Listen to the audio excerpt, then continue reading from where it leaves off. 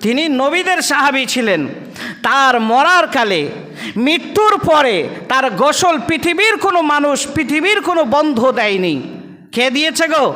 যে কোরআনের আয়াত আপনাদের শোনাইলাম, কি নাহানু আউলিয়াউকুম ফিল হায়াতিদ দুনিয়া, মানে এহকালের বন্ধু এবং পরকালের বন্ধু। তা এহকালের বন্ধুটা কিভাবে হলো?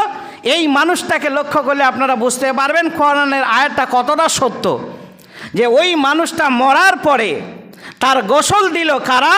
সেই হামিম, মানে সেই দোস্ত, সেই বন্ধু, ফেরেশতার দল।